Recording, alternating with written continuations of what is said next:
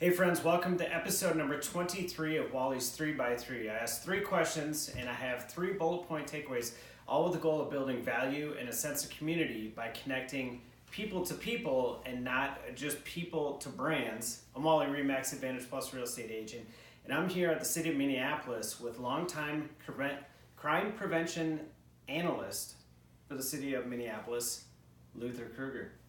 Thanks for taking the time. Thanks for having me.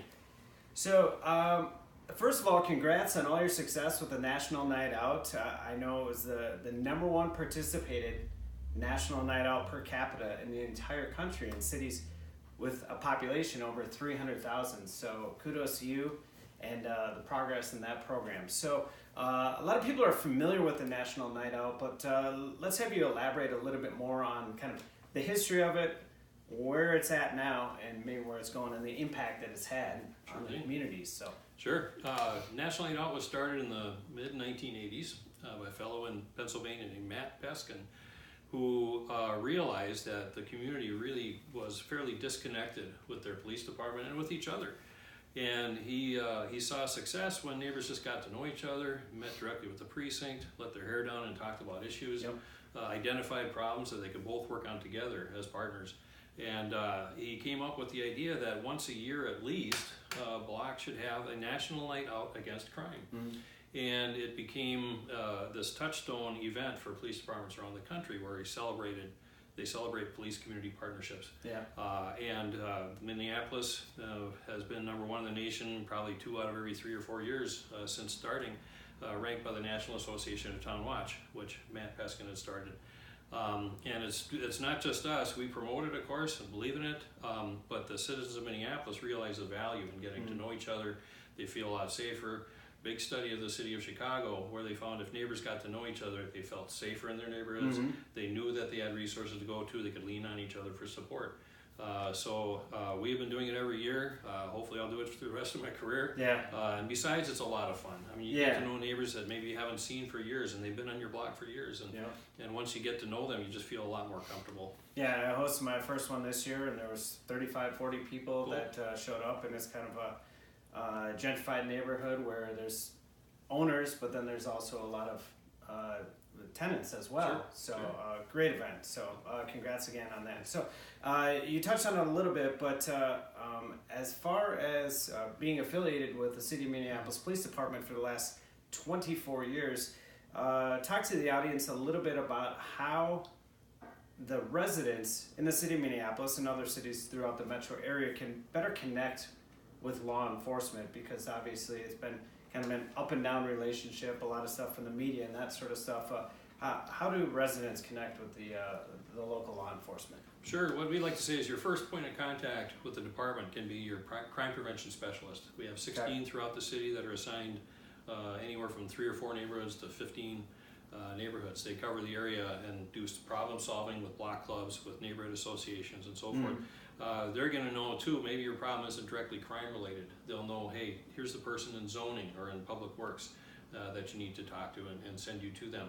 But their main skill is in the problem solving. If you have a problem property on the block, you have a crime pattern in the immediate area, they will work to get out the right tips so that you'll be less likely to be a victim, and you'll be more likely to watch out for each other on your block. So very resourceful once again. So I'll have in the comments, I'll have links to the various crime prevention specialists, not only in the city of Minneapolis, but I'll try to find some for your neighborhood as well, if you're not in the city of Minneapolis. So taking that one step further, I feel city of Minneapolis has a lot of underutilized virtual services that I use. I let my neighbors know about. They use it, and also my tenants, a couple of them being crime maps. So just get an idea of what's going on in the neighborhood. But 2, Minneapolis 311. Can you elaborate on those? Sure. Yeah, and I've been a resident in Minneapolis since 1980, and I agree. I mean, I love the city, and we just have a lot of hidden gems of resources and staff throughout the city. Starting off first with crime maps. Just Google Minneapolis crime statistics, and on the first page there's a link to a crime map, so you can select just the crimes that you want to know, select a date range, you can zoom into your neighborhood or do citywide, and you can export a certain amount of that data as well. Very helpful if you're in a neighborhood association board member and you're on their safety committee. use those maps to determine where do we want to do the outreach. You know, if we're seeing a lot of crimes in one corner, then we can help you find, connect you with the block leader for the area, or you should actually organize more blocks in those areas that need them. So it's a very good resource. It's not quite real time because the reports have to be held until they're validated, verified, and then they're approved on the maps. But it's as close as you can get and very helpful.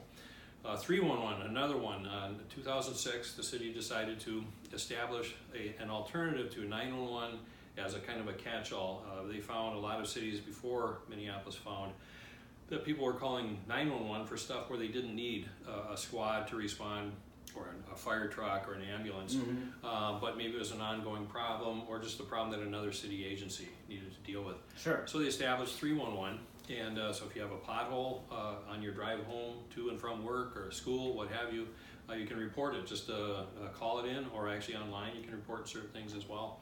I myself handle the suspicious activity reports. So if you have a particular property where there's just a lot of traffic to and from and you're wondering what's going on, I forward that to your crime prevention specialist and their lieutenant, and they track it down. Sometimes it's something that's there's no real problem there, and we'll get back to you and say, well, we found out it wasn't really an issue.